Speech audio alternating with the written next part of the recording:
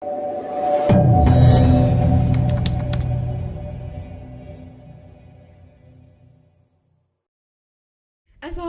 warahmatullahi wabarakatuh, teman-teman. Jumpa lagi di podcast PTDI TV bersama saya Aulia. Alhamdulillahirrahmanirrahim, hari ini saya tidak sendiri. Hari ini podcast saya ditemani oleh sahabat saya, teman curhat, tetangga, pokoknya seisme bestie, Kanisa. Ya. Assalamualaikum Kak. Waalaikumsalam. Sehat ya? Alhamdulillah sehat. Harus selalu sehat. Oke teman-teman, satu hal yang menarik banget dari sahabatku ini, sebelum menjadi mahasiswa PTDI, dia merupakan salah satu mahasiswa yang mendapatkan kesempatan dari Allah tentunya untuk menjadi mahasiswi di luar negeri, tepatnya di salah satu negara di benua Afrika Utara ya Kak? Utara. Itu Sudan. Sudah. Nah, pada kesempatan kali ini insya Allah kita akan sama-sama sharing, cerita, ya kayak curhat aja sih ya Kak? Ya, berbagi pengalaman ya. Ya betul, terkait pengalaman, kisah-kisah, pokoknya segala hal yang Kanisa alami selama menjadi mahasiswi Sudan. Di Sudan. Oke. Pertanyaan pertama Kak, yang sebenarnya aku kepo banget dari dulu awal pertama kali kenal kamu. Sok banget. Kenapa kamu pilih Sudan dari sekian banyak negara Islam di benua Afrika? Kenapa Sudan ya? Sebenarnya ya jawabannya tuh nggak bikin wah banget gitu, nggak keren-keren amat, cuman ya cerita aja ya. Silahkan. Jadi kenapa Sudan? Karena memang pada dasarnya tempat aku sekolah SMA dulu, jenjang SMA itu memang sudah ada MOU dengan beberapa universitas di luar negeri, khususnya yang berbasis Islam ya, seperti Maghrib ya, Maroko, Sudan, Mesir, terus Yordan, satu lagi apa ya lupa, pokoknya itu. Yaman bukan? Oh Yaman, ya benar Yaman. Pernah cerita juga Pernah kan? cerita, jadi ketahu. Iya, jadi terus aku lolos di Mesir sama Sudan nih, dan lolosnya juga nggak apa ya, nggak keren-keren amat gitu. Pokoknya iya, soalnya memang gimana ya lempeng-lempeng aja gitu. Jadi di tempat aku sekolah dulu, tiket kita bisa dapat beasiswa ke luar negeri itu kalau udah setoran apa ya, udah punya hafalan 30 juz. Jadi memang tiketnya hanya itu. Jadi nggak ada macam-macam lagi, udah asal udah selesai hafalan 30 juz, sudah dites, ya udah bisa lolos. Nah, kebetulan aku apply yang keterima di Mesir sama Sudan. Jadi akhirnya pilihannya hanya dua ini nih. Di dua ini aku sharing ke kakak tingkat yang memang sudah ada di sana. Mereka bilang ya dua-duanya bagus ya, tentu saja dua-duanya bagus. Apalagi aku juga sempet pengen banget ke Mesir gara-gara dulu nonton film KCB. Ya, itu pasti ya. Itu karena pengen banget rasanya. pada zamannya emang viral banget kan Mesir tuh. Cuman kenapa akhirnya Sudan ya, karena Sudan itu yang lebih menantang, karena di sana mahasiswa, khususnya mahasiswi Indonesia itu masih sedikit banget. Jadi kita kerasa banget tuh sendirinya gitu, kerasa banget merantaunya. Berbeda dengan Mesir ya, yang Mesir kan udah banyak banget. Udah sih hanya itu, nggak ada alasan yang wah banget kan. Ya gitu, akhirnya Sudan. Jadi gitu guys, bisa dibilang tiket atau cara masuk untuk cara menjadi mahasiswa luar negeri khususnya Sudan. Ya, salah satunya yang Kanisa alami adalah dengan bermodalkan hafalan 30 juz. Tapi kalau menurut aku itu bukan cuma ya guys, itu Masya Allah banget. Kita perjuangan progres lah. Ada juga cara lain soalnya. Cara lain tuh ya kita ikutin tes dari Departemen Agama. Itu ngerjain banyak banget soal-soal tertulis, dan kayaknya mungkin kalau aku ngikutin soal itu ya qadarullah, nggak tahu aku bisa lulus atau enggak gitu. Berarti kalau dari jalur Depak misalkan ada. Karena kan temanku juga ada. Itu berarti taruhlah bukan termasuk perjanjian antara, mungkin ada MOU juga, aku kurang paham ya. Cuman berbeda di cara masuknya aja. Kalau aku ada shortcutnya gitu. Jadi aku potong jalan. Di jalan pintas ya. Jalan bukan jalan pintas sih, jalan kebaikan jalan spesial ya, jalan istimewa bisa dibilang. Gitu. Oke, jadi begitu teman-teman. Salah satu gimana ya, kalau menurut aku setiap perjuangan orang tuh berbeda-beda ya Kak. Contohnya kayak aku tahu salah satu YouTuber terkenal tuh yang dia progresnya susah banget, Jerome Pauline kan. Oh iya. Itu dia wah apa Urusan ya? lulus tuh dia. Apa sih prosesnya tuh kan banyak Iya, banget bener. gitu. Tapi kalau menurut aku ya nggak bisa dibandingin karena setiap orang punya prosesnya masing-masing, punya tahap dan langkah hidupnya masing-masing. Jadi Privilege-nya juga beda-beda. yep, jadi ya kita harus mensyukuri dan menghargai diri kita sendiri ya teman-teman. Alhamdulillah. Oke, jadi itu awal mula kenapa pilih Sudan atau bagaimana cara Awalnya lah menjadi- kenapa bisa nyampe sana gitu. Betul. Nah, ini pertanyaan kedua dariku yang mungkin menjadi pertanyaan besar buat teman-teman di luar sana juga. Apa first impression pertama kamu ketika menapakkan kaki di bandara Sudan gitu? Kalau dengan first impression tentang Sudan tuh rasanya pengen ketawa gitu. Kenapa? Karena udah berlalu lama banget, cuman rasanya Masih menggunakan banget ya? masih kocak dari yang aduh. Pokoknya kalau misalnya disuruh bilang satu kata tentang Sudan, oh, panas, udah itu. Oke. Kalau dua kata ya panas banget. Kalau tiga kata? Tiga kata panas Aman? banget. Pokoknya ya itu first impression bukan dari aku doang, pasti dari seluruh orang Asia yang pernah menginjakan kaki di sana karena ya perbedaan iklimnya jauh banget ya, cuacanya juga jauh banget, itu sih first impression kan. First Udah impression. itu. Terus first impression tentang penduduk Sudan, mereka itu mengingatkanku ke tradisi orang Jawa ya, aku dan sukuku. Mereka itu ramah banget meskipun nggak kenal, meskipun kita nggak pada ngerti mereka tuh nyapa apa, cuma mereka selalu nyapa gitu. Bahkan meskipun mereka nggak peduli sapaan mereka itu bakal dijawab atau enggak gitu loh oleh orang yang mereka sapa, mereka tetap nyapa siapapun yang mereka ketemu di jalan. Dan nyapanya nggak kayak Indonesia kan, cuma misalnya Nis apa kabar gitu, enggak, cuma mereka ada disisipi doa-doa, disisipi kalimat-kalimat thayyibah gitu. Jadi mereka selalu begitu. Jadi misalnya nih papasan di jalan, nggak kenal nih siapa kali, pokoknya asal papasan, ditanya tuh Kefik, gimana kabar, hafazakallah gitu, semoga Allah menjagamu gitu. Pokoknya pasti ada kalimat-kalimat yang memberikan doa, dan itu juga terpampang di setiap kendaraan umum. Jadi kalimat-kalimat thayyibah tuh di sana nggak ada motor ya, di sana nggak ada motor, adanya bajai, terus ya angkot biasalah, kendaraan umum sebagai lainnya. Kan motor nggak ada karena ya itu tadi panas kan, siapa sih yang mau naik motor di Sudan ya.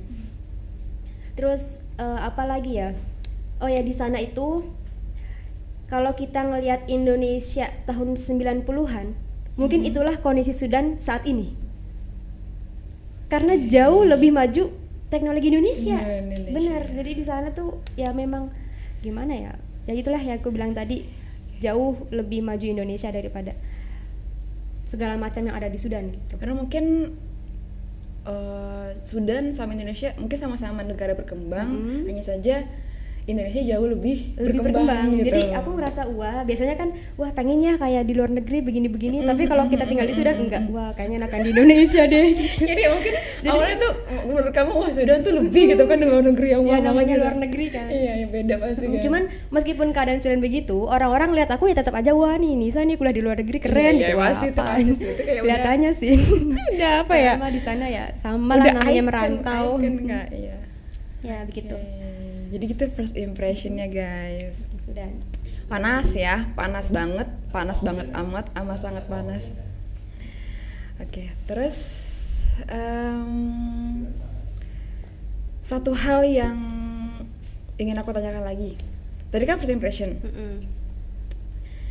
Ada nggak satu hal yang buat kamu shock banget setelah beberapa hari tinggal di sana atau ketika beradaptasi pertama kali di sana? Yang buat aku shock banget, apa ya? Sebenarnya banyak. Banyak ya ternyata. Satu aja mungkin Tapi yang kalau memorable dibilang buat kamu. banyak makanya susah nih ngeluarin salah Yang satunya. memorable banget deh. Ada satu hal yang menurut aku di luar ekspektasi aku tentang orang Arab, khususnya Sudan ya. Aku nggak tahu nih orang Arab yang lain-lainnya. Iya. Aku harap sih nggak begini juga. Orang Sudan itu terkenal mengulur-ngulur waktu, sangat mengulur-ngulur waktu, jauh melebihi orang Indonesia. Jadi aku flashback sebentar, dulu di pondok aku juga ada beberapa syekh yang ngajar, orang ada Saudi, ada Yaman, itu mereka on time banget dan benar-benar ke waktu itu bener-bener diperhatiin banget. Kalau kita terlambat semenit 2 menit itu diperhitungkan. Tapi pas aku ke Sudan, aku udah siap-siap nih dengan mental on time-ku. Sampai sana aku tidak seperti itu gitu. Mereka justru jauh lebih ngaret dari orang Indonesia. Itu sih yang bikin wah kok gini gitu. Itu aja.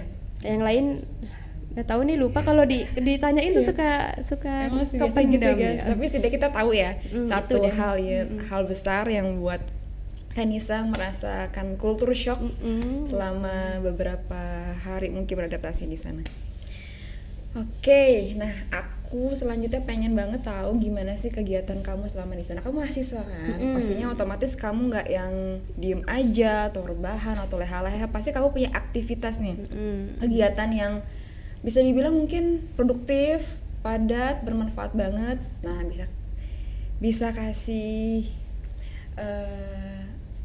kita dan teman-teman gambarannya ya, gambaran sebagai mahasiswi di Sudan. Kehidupan sehari-hari di Sudan tuh sama banget kayak gimana kita di Indonesia, nggak ada yang berbeda ya, sekolah, kuliah ya, maksudnya kuliah, kajian juga. Cuman bedanya di sana itu segala macam bentuk kegiatan itu dimulainya jam 9. Kalau di Indonesia kan jam 7 udah mulai ya. Kalau di sana jam 7 masih pada tidur. Dan masih baru sholat subuh kan. Jadi subuhnya, maaf aku potong. Subuhnya jam berapa Kak? Jam 6:30. Ya, jam 6:30. Jadi ya jam 7 tuh banyak yang masih tidur lah gitu kan, habis subuh suka tidur lagi. Bener.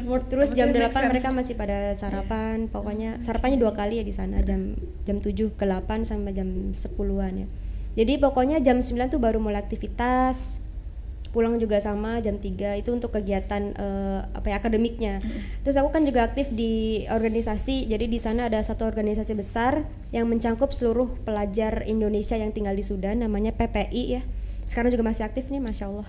PPI itu singkatan Persatuan Pelajar Indonesia Sudan gitu. Kebetulan aku aktif juga di dalamnya. Terus jadi aku masuk ke organisasi itu ngambil waktu di sela-sela, nggak ada jam kuliah gitu. Jadi kalau kehidupan kuliahnya ya sama gitulah, monoton gimana sih, masuk kelas, belajar, pulang, ngerjain tugas tuh biasa banget lah. Tuh Kak, aku mau tanya, untuk jam kuliahnya itu full dari jam 9 sampai jam berapa itu? Oh macam-macam, ada yang misalnya sehari ada 4 kuliah ya bisa tuh dari jam 9 sampai jam asar jam berapa sana ya? Jam 5 kali ya. Berarti asar udah paling maksimal tuh? Ya udah nggak ada mata kuliah lagi biasanya. Tapi banyak juga yang sehari cuma 1 mata kuliah, 2 gitu. Kadang bolong-bolong tengahnya kosong. Kita bingung ya mau gimana, mau di kampus aja bete, mau pulang capek ya bolak-balik. Itu sangat biasa sih ya jadwal. Aku inget kamu pernah cerita kalau kamu di sana tinggal di asrama. Itu sama nggak sih Kak, sama kayak flat yang di film-film kayak ada cinta gitu sama? Oh gitu ya. Beda ya? Ada gimana ya? Ada kesamaan, banyak kesamaan. Cuman bedanya mungkin di ini ya, di penempatan. Kalau di Sudan itu satu kamar isinya 7 orang, nggak boleh ada yang dari satu negara yang sama. Jadi otomatis 7 orang itu dari 7 negara yang berbeda gitu.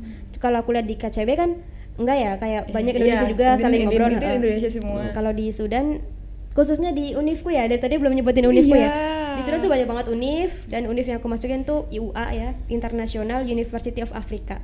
Jadi peraturan di IUA itu satu kamar itu isinya 7 orang dan nggak boleh ada yang dari negara yang sama gitu. Cuman itu aturan ini terkecualikan untuk orang-orang Thailand yang dari Patani, karena mereka banyak banget kan di Sudan mahasiswinya, jadi mereka diizinin tuh satu kamar 2 orang Patani gitu. Oh maksimal juga 2 orang maksimal ya? 2 orang. Yang lainnya harus tetap dari negara yang berbeda. Okay. Tadi masih belum dapat jawaban yang dari tadi yang aku tanya tadi. Yang mana tuh?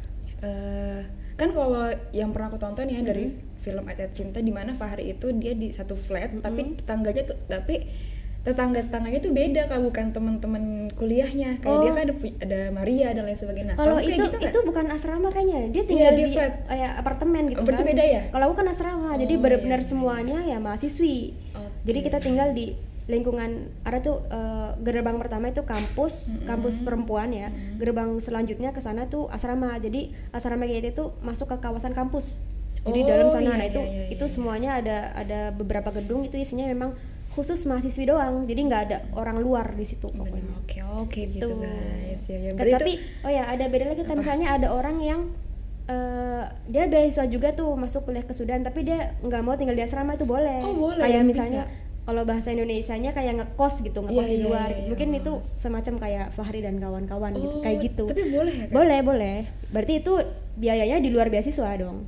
Iya. Pribadi Berarti kehidupan di asrama itu udah mencakup beasiswa itu sendiri. Itu. Gitu ya. Biaya tinggal kan, biaya tinggal. Dan biaya makan sebenarnya kalau kita suka sama makanan yang disediakan, masalahnya kan lidah kita tuh nggak sesuai ya dengan lidah orang Sudan. Ini yang paling penting sih, Kak. Ya, bagaimana kamu beradaptasi untuk mengisi asupan gizi kamu? Ya kan? Sebenarnya di sana banyak makanan bergizi ya, hanya saja lidah kita tuh nggak kenal gitu sama rasanya. Beda rasanya. Gimana ya? Jadi sebelumnya aku ulas dulu ya. Beasiswa aku di sana itu termasuk tinggal dan makan. Cuman aku tetap mengeluarkan pengeluaran makan secara pribadi karena aku jarang banget ngambil menu-menu yang disediain sama dapur. Karena aku bilang tadi rasanya nggak sesuai dengan selera orang Indonesia ya, dan itu nggak hanya aku dan teman-teman aku lain. Kalau misalnya kayak lagi ada menu tahu ini nggak, apa tuh nasi biryani ya? Tahu.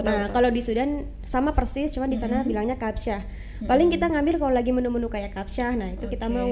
Karena kita kenal ya, tahu ya. Kalau yang lain ada tuh makanan Sudan khas banget namanya full, itu kurang suka juga tuh, dari kacang-kacangan, sup kacang. Terus ada lagi fasuliyah, itu juga mirip, itu juga kurang suka. Bahkan ngelihatnya aja kayak wah no apa gitu, big sih no gitu kan. Nah makanya kalau kita pengen makan yang sesuai dengan selera kita ya, caranya kita biasanya ya kita patungan nih. Patungan berapa waktu itu aku kelompok makan ya, kita bilangnya kelompok makan, ada 7 orang. Iya, kelompok makan gitu. Jadi kita patungan dari uang pribadi gitu ya, untuk kita beli beras, karena berasnya kan beda juga ya, beras yang kita mau, beras yang sesuai dengan lidah kita sama beras orang Sudan juga beda. Terus untuk beli bahan-bahan makanan yang khas dengan lidah kita, untuk beli rempah-rempahnya, orang Indonesia kan masak pakai banyak banget rempah-rempah ya, orang Sudan kan enggak tuh, mereka enggak kenal dengan rempah-rempah kayak apa sih, jahe, kencur, kunyit, segala macam. Kita kan butuh itu semua ya. Jadi ya udah begitu deh, kalau kita mau makan kita masak sendiri. Masak sendiri. Per kelompok gitu.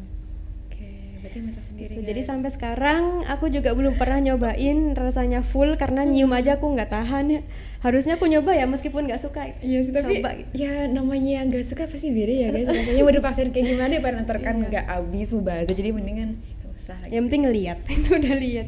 Kayak udah tahu fisiknya, walaupun rasanya belum tahu gitu. Belum tahu sama sekali. Itu berapa kali kamu makan dalam sehari? 3 kali kayak sama di sini. Pagi, siang dan malam. Tapi taruhlah 3-tiganya tuh kamu nggak suka, pernah?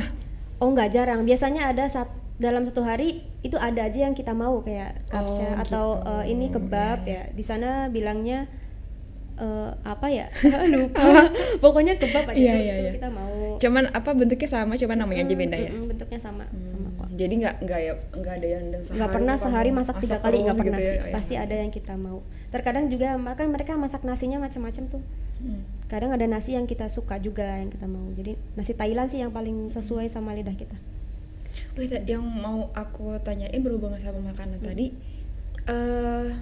nggak tahu, aku pernah denger kayaknya kalau bumbu-bumbu atau resep di Indonesia tuh kayak susah didapetin di sana, ya bener nggak? Susah banget. Terus jadi gimana caranya kamu? Jadi di sana kan banyak TKW juga kalau mereka lagi pada pulang ke Indonesia, biasanya kabar-kabar tuh di grup, kita juga ada grup kan, grup. Gitu. Jadi grup WNI yang tinggal di Sudan. Jadi kan bilang tuh, aku lagi di Indonesia nih, ada yang mau nitip sesuatu nggak gitu. Jadi just tip lah ya, bahasanya. Kan misalkan dia berapa lama biasanya dia pulang ke kan Indonesia? Banyak TKW-nya. TKW-nya banyak, gak cuma satu, jadi pasti ada aja. Pasti ada aja yang balik terus bawa ini ya. Kalau lagi pengen butuh apa, kita cari di grup, ada yang lagi di Indonesia nggak gitu. Pokoknya selalu ada. Ya. Gitulah. Perjuangan ya guys, yo belanja. Oh ya, aku cerita tentang organisasi nih. Oke. Jadi di PPI Sudan itu ada badan otonom namanya PPPI Sudan. Jadi P-nya 3, Persatuan Pelajar Putri Indonesia. Jadi aku aktifnya lebih ke yang putri. Waktu itu aku sempat ngejabat di bagian Departemen Pendidikan di situ. Jadi itu pengalaman yang berharga banget buat aku. Rasanya aku pengen ngulang lagi. Itu salah satu job desk kita adalah ngajarin mbak-mbak, kakak-kakak TKW ya yang mau kerja di Sudan. Kita ngajarin mereka bahasa Arab.